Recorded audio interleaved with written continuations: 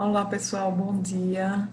Sejam todos muito bem-vindos ao nosso segundo Congresso Internacional de Saúde Única. Meu nome é Amanda, eu sou biomédica, tenho especialização em microbiologia e fiz mestrado e doutorado trabalhando com probióticos.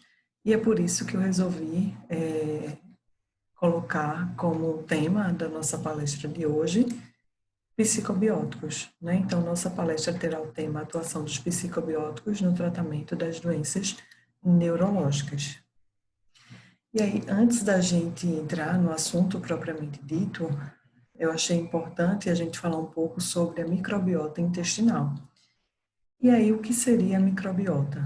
A microbiota, como vocês já devem saber, é uma população de micro-organismos microscópicos que habitam um determinado órgão no corpo de um indivíduo.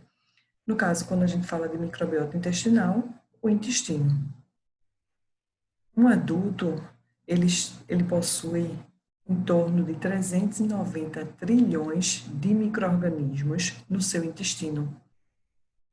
E isso equivale a 1 ou 10 vezes mais do que as próprias células, né? Então, muito mais do que as nossas próprias células. E que equivaleria, se a gente fosse colocar numa potência, em 3,9 vezes 10 elevado à 14ª, ou seja, uma quantidade bastante significativa apenas no intestino, né? Fora em outros órgãos, como a pele, como a boca, por exemplo, certo? Então, a nossa microbiota intestinal, ela é muito grande e, além disso, vocês vão ver que ela é também muito diversa. Aqui a falar um pouco mais sobre essa microbiota do trato gastrointestinal, desde a boca. Nós temos uma variedade, uma diversidade muito grande de bactérias, em torno de 10 elevado à 11ª unidades formadoras de colônia que a gente encontra na nossa cavidade oral. E é uma variedade grande que pode ser de Streptococcus ou até mesmo de Staphylococcus, certo? E mais especificamente, Streptococcus, principalmente Streptococcus mutans e Viridans mutans, que é aquele que é o responsável pela formação da cárie. Quando o alimento sai da cavidade oral, ele cai no esôfago. O esôfago, ele é um órgão que ele não tem uma microbiota própria, né? Os alimentos, os micro-organismos que se encontram lá são aqueles que foram provenientes dos alimentos provindos da cavidade oral, tá? Saindo do esôfago, o alimento cai no estômago. No estômago, a população fica em torno de 10 a terceira unidades formadoras de colônia por grama.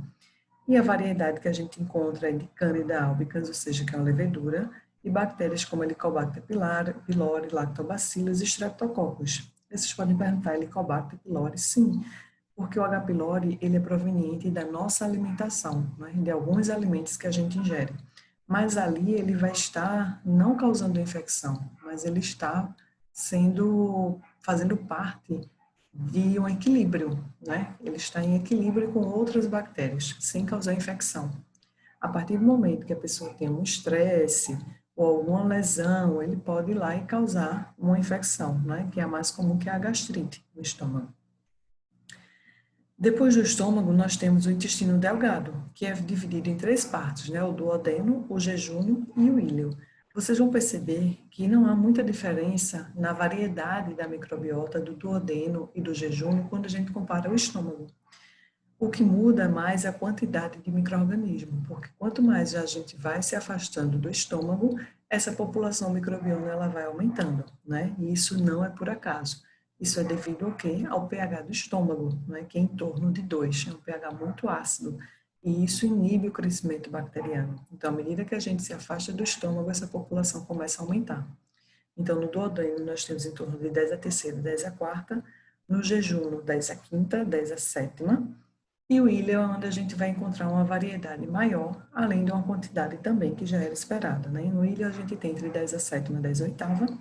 E uma população mais diversa, né, incluindo aí Enterobacteriácea, que também agora passou a ser conhecida como Enterobacterialis, Enterococcus, Veillonella, certo? Quando a gente vai para o cólon, intestino grosso, a quantidade de bactéria é ainda maior, em torno de 10 a décima até 10 a 11ª unidades formadoras de colônia por grama. e a diversidade também, consequentemente, é muito maior. Né? Então, assim, em todo o trato gastrointestinal, a gente encontra mais de 1.000 espécies bacterianas, né? Dividida em diversas partes.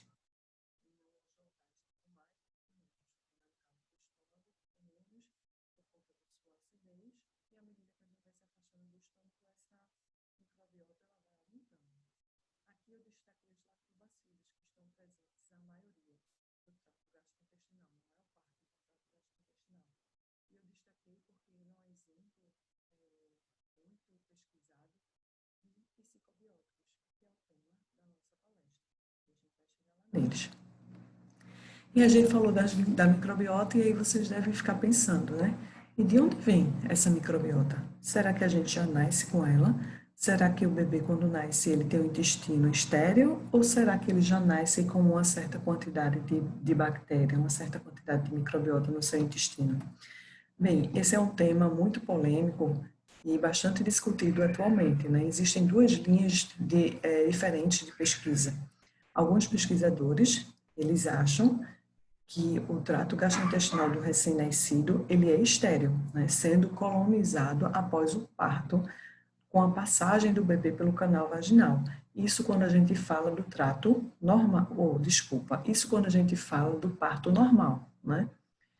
E aí, aos poucos, ao longo da vida, de acordo com os fatores endógenos e principalmente exógenos, essa microbiota ela vai variando. E quais seriam esses fatores exógenos?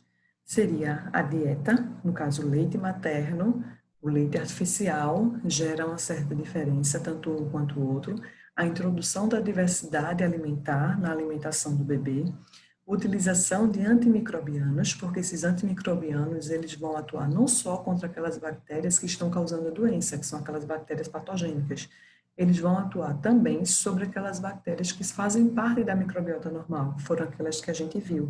Isso vai gerar um desequilíbrio, né? Então, isso vai causar também uma variação nessa microbiota. A faixa etária, a gente vai ver que, de acordo com a faixa etária, essa microbiota ela vai também modificando.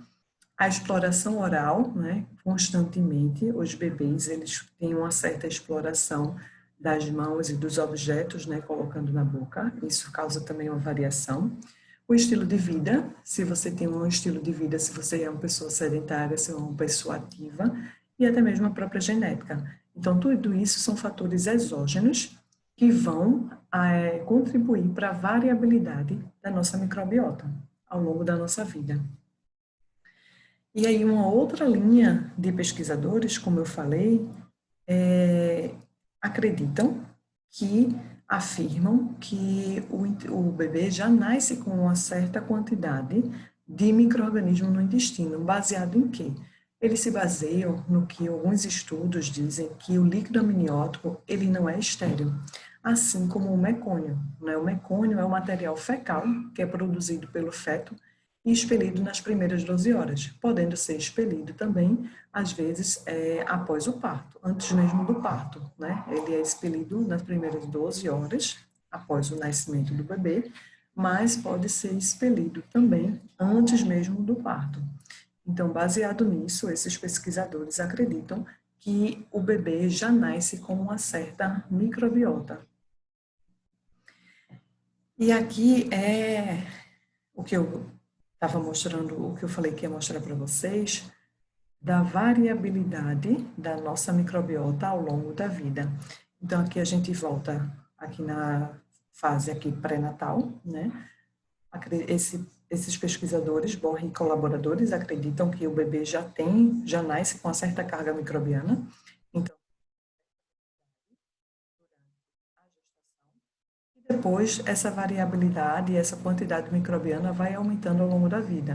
Então, aqui a gente tem na infância, aqui a fase adulta, e aqui quando o indivíduo já se encontra idoso. E o que é que a gente observa? Aqui na fase adulta é onde a gente tem uma maior quantidade e uma maior variabilidade dessa microbiota, certo? Então, nesse estudo, o que é que foi descoberto?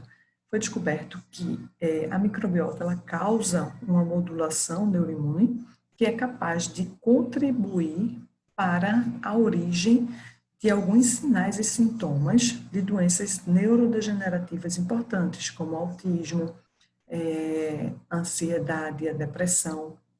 Aqui a gente observa que à medida que vai variando essa população microbiana, de acordo com a idade, há uma variação também aqui em relação ao sistema nervoso, o desenvolvimento do sistema nervoso desse indivíduo, tá? E aí foi uma das primeiras ligações, né, que se veio ter em relação ao cérebro, a conexão cérebro-intestino. Esse daqui é uma outra pesquisa, né, mais recente, de 2017, que é semelhante ao anterior, que fala justamente sobre essa microbiota desde a gestação e a variação dela ao longo da vida, né? E é um estudo que corrobora com o anterior, né, no qual, na fase adulta, é onde a gente tem uma maior quantidade e maior variabilidade, né, em relação quando a gente chega na fase, quando o adulto passa a ser idoso, a gente vê uma diminuição nessa quantidade de micro-organismo, assim também como na fase da infância, a gente tem uma certa redução. E é justamente nesse período que a pessoa fica mais vulnerável a essas doenças.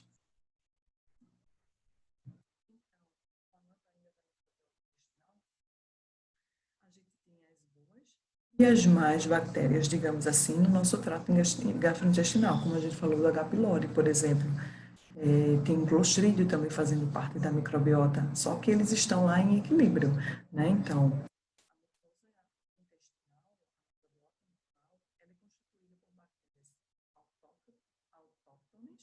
e alóctones. O que seria isso? Autóctones são aquelas que são as fixas, as residentes. E as alóctones são aquelas que são variáveis, que são transitórias, né? Pode vir por um alimento, pode vir por alguma medicação antimicrobiana que causa uma variabilidade dessa população, certo? Então, ela é transitória, ela não é fixa, ela não é residente. Então, elas são as grandes responsáveis, tanto as boas como as ditas más, pela homeostase intestinal, pelo equilíbrio intestinal, pelo equilíbrio da microbiota intestinal. Então, elas atuam na prevenção de infecções, na motilidade e na resposta imune. Então, esse slide ele resume um pouco dessa função da microbiota gastrointestinal. Então, elas são responsáveis pela manutenção da função imune, pela produção de substâncias antimicrobianas, como, por exemplo, bacteriocinas, pela produção de ácidos graxos de cadeia curta, que também ajuda essa ação antimicrobiana dessas bactérias, também na produção de vitaminas, além do metabolismo dos carboidratos. Né? A microbiota intestinal é muito importante no metabolismo dos carboidratos. Elas digerem esses carboidratos. E aí tudo isso está em equilíbrio e é o que forma a nossa homeostase intestinal, né? É o que garante a nossa homeostase intestinal. E aí, o que acontece quando essa homeostase ela é quebrada?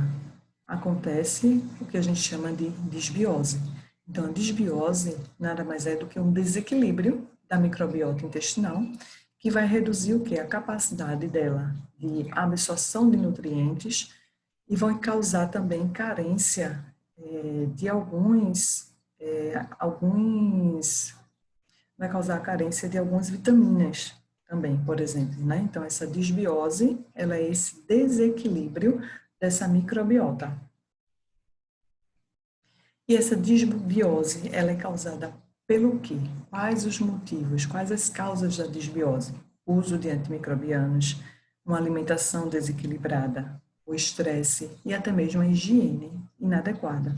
E aí tudo isso pode causar as doenças, pode dar origem às doenças, por uma simples disbiose, né?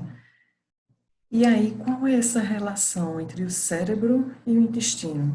Eu trouxe aqui 2 recortes de revistas que falavam sobre o assunto, essa primeira da super interessante, essa aqui da revista Saúde, né, que falava justamente sobre a influência dessa microbiota sobre o hospedeiro. E aí falava-se em conexão cérebro-intestino.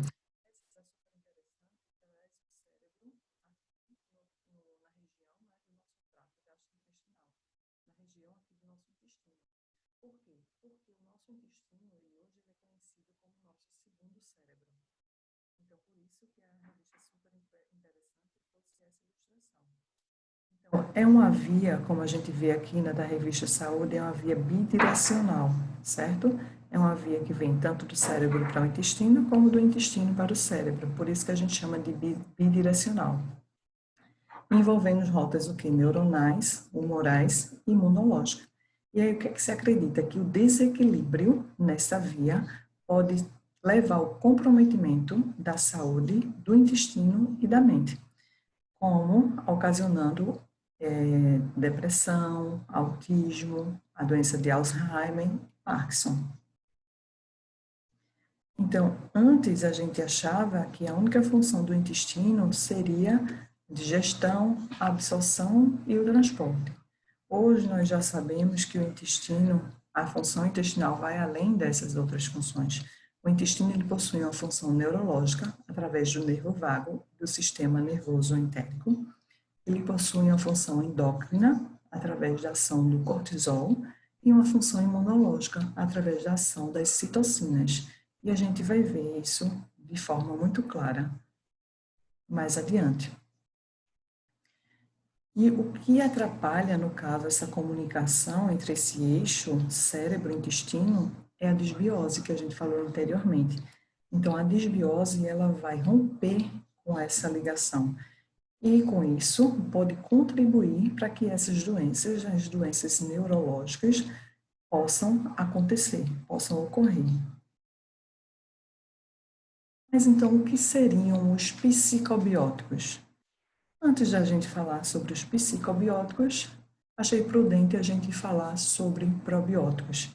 O que seriam os probióticos? Então, probióticos, pró vem de vida, né? Pró-vida, probiótico, pró-vida. O termo biótico significa vida. Então, um termo que significa o quê? A favor da vida. Nada mais é do que micro-organismos vivos que, quando administrados em quantidades adequadas, conferem benefícios à saúde do hospedeiro. E o que seriam os psicobióticos? Os psicobióticos nada mais é do que os probióticos que influenciam positivamente na saúde mental do indivíduo, certo? Além disso, ou seja, no termo psicobiótico inclui os probióticos, né? São bactérias que em quantidades adequadas, micro-organismos que em quantidade adequada causam bem-estar no indivíduo. Nós temos também, fazendo parte desse termo de psicobióticos, os prebióticos. Os prebióticos são carboidratos, muitas vezes carboidratos ou alimentos que não são digeríveis pelo nosso intestino, e sim por nossas bactérias intestinais, e que vão favorecer essas bactérias intestinais, especialmente lactobacilos e bifidobactérias. De que forma? Vão favorecer o crescimento e a multiplicação dessas bactérias. E quais seriam esses micro-organismos, né, probióticos, de uma forma geral? Os probióticos podem ser do gênero Streptococcus, como a gente tem Streptococcus thermophilus, Enterococcus, como a gente tem Enterococcus fecalis, que é um pouco polêmico, porque temos Enterococcus fecalis também causando doença, então não são todos os Enterococcus fecalis que podem atuar como probióticos, por isso que eles são pouco utilizados, ou quase nunca são utilizados em alimentos ou em medicamentos, né? São pouco estudados também. Mas nós temos bacilos, como bacilos ceres, o clause, o coagulas, e temos também leveduras, como é o caso do Saccharomyces, tá? Saccharomyces boulardii, que é o mais utilizado, mas também temos Saccharomyces cerevisiae. E além desses, nós temos os protótipos do grupo, que é Bifidobacterium e Lactobacillus. Então, todos esses micro-organismos a gente pode encontrar em alimentos ou até em medicamentos também, né? Então, em alimentos a gente pode encontrar em queijo, em iogurte, leite fermentado, em alguns medicamentos como os recompositores de microbiota, né? Como é o caso de Floratil, Florastor, enterogermina, são alguns exemplos de medicamentos que contêm esses micro-organismos probióticos. E como esses probióticos, eles atuam no nosso intestino? Como é que eles vão atuar para causar e para prevenir essas doenças? Para causar ou para prevenir, né? Para prevenir essas doenças, mais especificamente. E como as bactérias patogênicas, elas atuam causando essa doença? Como é que isso acontece? Então, começando aqui, ó. Primeiramente, falando como os probióticos atuam,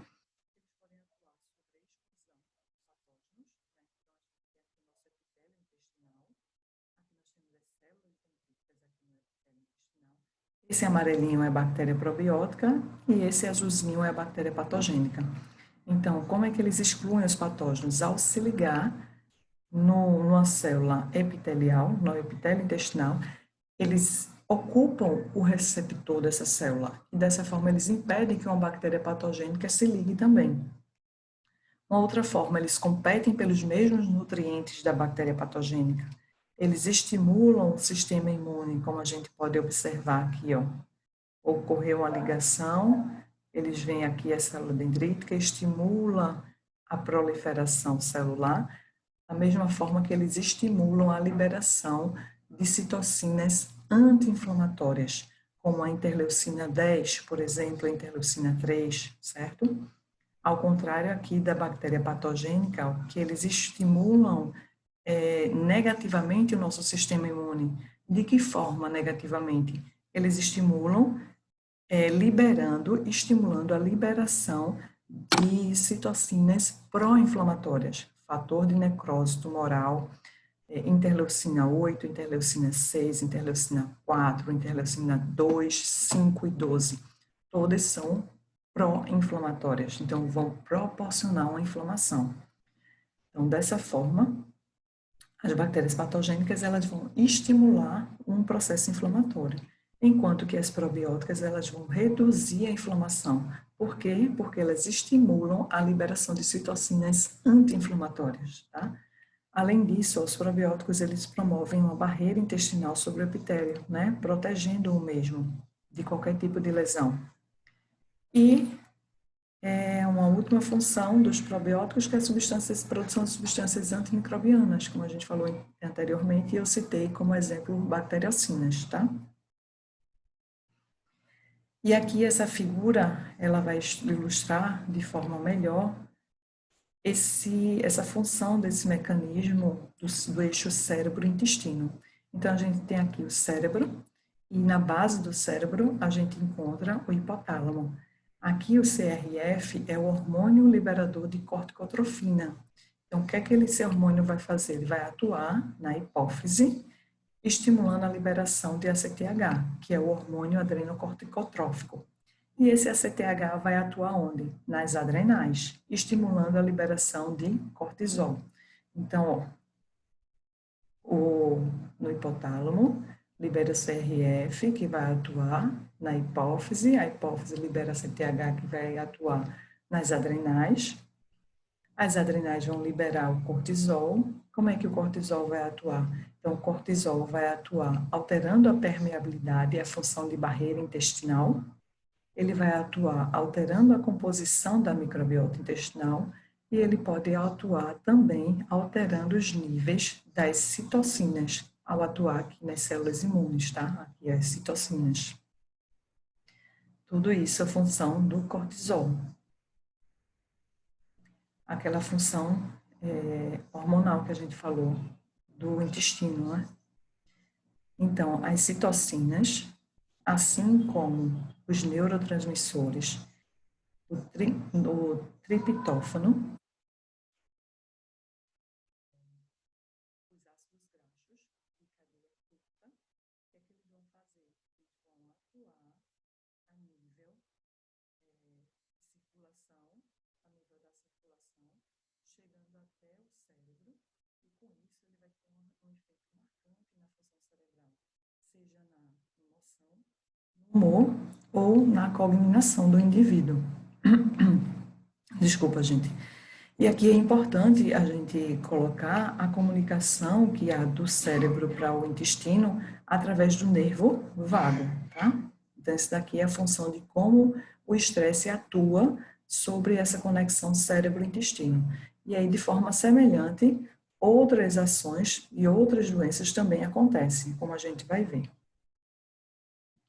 Aqui os neurotransmissores que eu falei anteriormente, né? Essas bactérias intestinais, essas bactérias probióticas, elas produzem neurotransmissores, sim, como GABA, né? Que é o ácido aminobutírico, como serotonina, que causa aquela sensação, né, de bem-estar, assim também como a dopamina, né? Que é a responsável pelo nosso autocontrole, e a gente vai falar um pouquinho sobre dopamina quando a gente falar sobre Parkinson, tá? Então, todas elas, ó, bactérias como lactobacillus, bifidobacterium, eles produzem esses neurotransmissores e eles estão diretamente relacionados com essa conexão com o intestino, entre o intestino e o cérebro. E aí, o que seriam os distúrbios neurológicos? Os distúrbios neurológicos são caracterizados por quê? Por alterações patológicas, cognitivas e psicomotoras. São doenças que podem ocorrer em episódios únicos ou repetitivos, podendo ser súbito ou de forma crônica, chegando muitas vezes a incapacitar o paciente. Começando com a depressão, De acordo com a OPAS e a OMS, a depressão é um transtorno mental que é caracterizado por uma tristeza, que é persistente, pela perda de interesse em atividades que normalmente são prazerosas, atividades muitas vezes simples, como comer, como tomar banho, E vem acompanhada de incapacidade de realizar atividades diárias por um período de pelo menos 2 semanas. Isso é o que a OPAS e a OMS definem como depressão.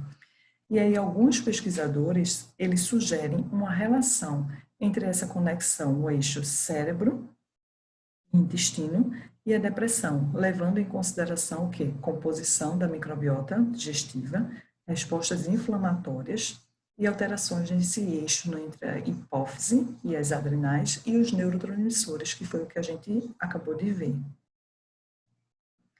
Então, o que foram feitos alguns estudos com pessoas com depressão e pessoas sadias. E aí, o que foi que esses pesquisadores descobriram, o que foi que esses pesquisadores observaram?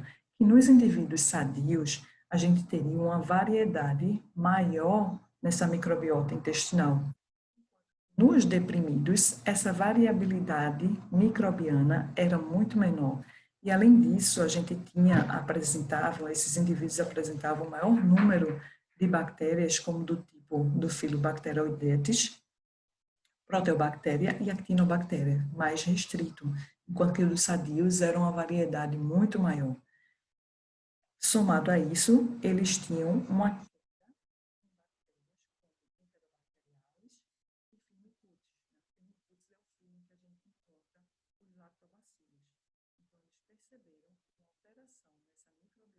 diversidade e na quantidade estavam diretamente relacionados com a depressão nesses indivíduos.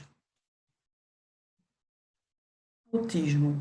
O autismo é um transtorno, conhecido cientificamente como transtorno do espectro autista. São distúrbios do neurodesenvolvimento caracterizados por uma deficiência na interação e na comunicação social, com padrões estereotipados, o indivíduo apresenta padrões estereotipados e repetitivos de comportamento e também no desenvolvimento intelectual de forma irregular. E aí ele é considerado espectro autista, o transtorno é considerado como espectro autista, por quê? Porque existem diferentes níveis, diferentes graus de autismo, e aí é por isso que é considerado como transtorno do espectro autista. E qual a etiologia, qual a origem do autismo? Ainda não se sabe a origem real do autismo, mas o que alguns estudos indicam é que pode ter um fator ambiental e um fator genético ligado a esse transtorno. Dentre os fatores ambientais podem estar incluídos ainda durante a gestação a alimentação da mãe, ou seja, uma alimentação rica em gordura, após o nascimento, o bebê, quando se alimenta por fórmula, o uso de drogas pela mãe, drogas ilícitas durante a gestação, alguns medicamentos como os antimicrobianos, porque esses antimicrobianos vão alterar essa microbiota, podem causar uma disbiose intestinal, e a gente viu que a disbiose ela vai romper com essa conexão entre o cérebro e o intestino, além de infecções em geral. Então, isso é o que alguns estudos sugerem que pode acontecer no autismo. E aí, outras pesquisas relacionadas ao autismo estão relacionando aqui também com essa disbiose, ou seja, esse desequilíbrio intestinal, desequilíbrio da microbiota intestinal, que causa o que ao indivíduo? Dores abdominais, constipação ou diarreia. Alguns apresentam constipação, outros apresentam diarreia. E esses estudos observaram que esses indivíduos apresentavam 10 vezes mais clostrídio do que indivíduos normais. E aí, o que foi que eles fizeram? Administraram a esses pacientes a vancomicina. A vancomicina é um antimicrobiano que ele é utilizado para tratar clostrídio. E quando eles administraram a vancomicina a esses pacientes, eles observaram a melhora tanto no comportamento como na comunicação desses indivíduos. E aí, qual seria a importância do Clostridium, da bactéria Clostridium, no desenvolvimento do autismo, né? Porque o Clostridium é uma bactéria que produz uma toxina e alguns metabólitos, como fenóis, paracresol e derivados do indol, que são altamente tóxicos para a saúde humana. E qual seria a solução para isso? Que alguns estudos mostraram. Seria que alguns estudos demonstraram, né? Que a administração dos probióticos, eles atuariam na forma do equilíbrio dessa microbiota, ou seja, a presença dos probióticos levaria a um equilíbrio da homeostase intestinal, né, que esse desequilíbrio seria causado pelo clostridium. E esse clostridium era o que causaria os sinais do transtorno do autismo. Por quê? Porque o clostridium ia causar grande inflamação intestinal, com aquela liberação daquelas citocinas todas que a gente viu. E aí a gente chega na doença Alzheimer, né? O Alzheimer, que seria o Alzheimer, uma doença neurodegenerativa causada pela deposição de uma proteína chamada de beta e cujos aspectos patofisiológicos ainda estão em investigação. Então, nessa figura aqui, a gente consegue observar bem essa neurodegeneração que a gente observa no cérebro. Então, aqui o cérebro de um paciente saudável e aqui um cérebro de um paciente com estágio já avançado de Alzheimer. Então, a gente consegue observar bem aqui o grau de a neurodegeneração desse paciente, né? O cérebro meio que atrofia. E aí, como seria essa função, essa conexão cérebro-intestino na doença de Alzheimer? Como é que isso aconteceria? Então, o que é que a gente observa? O que é que os pesquisadores observaram? Quando a pessoa consome probióticos com uma certa frequência, esses probióticos eles vão regular o pH intestinal, vão evitar a inflamação e também vão causar um certo aumento de BDNF. O que seria BDNF? Seria um fator neurotrófico que é derivado do cérebro, certo? Nada mais é do que uma molécula protetora para o cérebro. Então, o que eles observaram? Que a microbiota intestinal é responsável pela produção dessas moléculas protetoras, além desse BDNF, como ácidos graxos e algumas com função antioxidante, elas iriam proteger o cérebro e também reduzir as placas de beta-amiloide, que é a responsável pelo Alzheimer, certo? O depósito dessa proteína, que é o responsável pelo Alzheimer. E aí, quando a gente tem uma disbiose, o que é que vai acontecer? Uma neuroinflamação.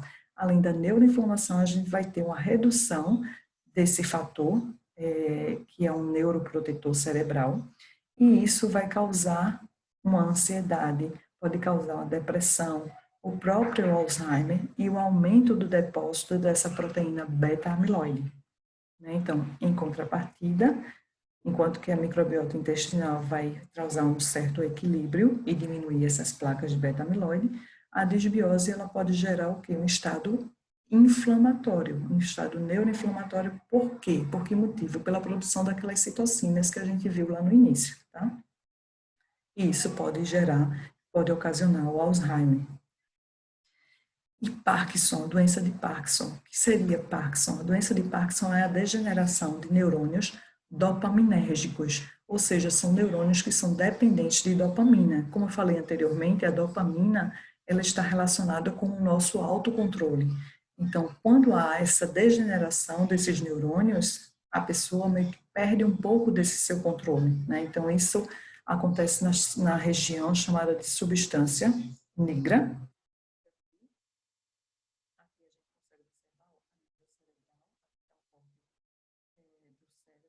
E aqui a gente consegue observar essa região central, e aqui é a substância nigra, né, que produz a dopamina no cérebro, isso numa pessoa normal.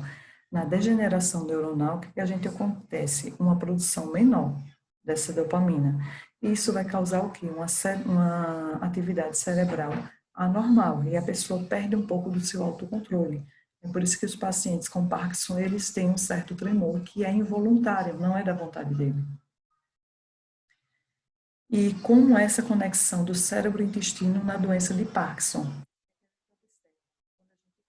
Uma infecção, ou de acordo com a dieta, seja uma dieta rica, abundante em gordura, essa dieta, essa infecção intestinal vai fazer o quê?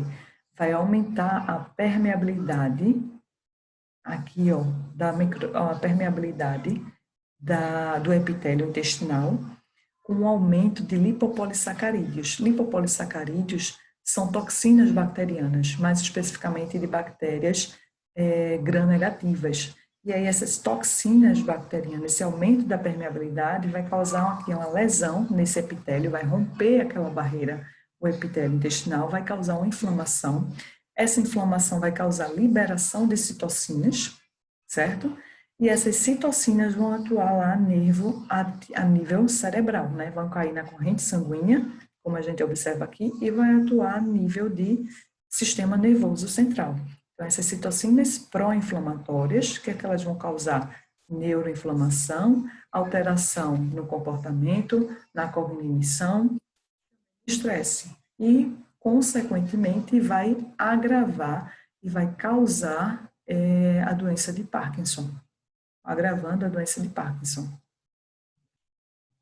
Um outro estudo realizado em 2015, pesquisadores observaram que em pacientes com Parkinson foi observado que eles tinham um nível aumentado de uma bactéria chamada de Ralstonia, e essa bactéria era responsável pela disbiose intestinal, né? Então, que é o desequilíbrio. Se a gente tem um desequilíbrio, se a gente tem menos bactérias benéficas, seja bactérias probióticas, aquelas bactérias que fazem parte realmente da nossa microbiota, o que é que vai acontecer? Eles vão produzir menos dopamina, por exemplo, que a gente viu que dopamina era produzido, é um do tipo dos neurotransmissores que é produzido tanto por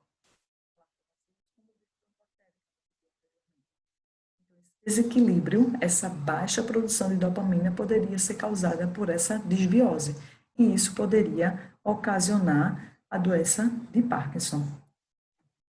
E aí, dessa forma, a gente encerra a nossa apresentação. Eu vou continuar aqui para esclarecer as possíveis dúvidas que vocês tenham. Eu espero que vocês tenham gostado da palestra e aproveitem bastante esse congresso. E até a próxima. Até daqui a pouco, então, respondendo as perguntas, tá bom? Então, até daqui a pouquinho.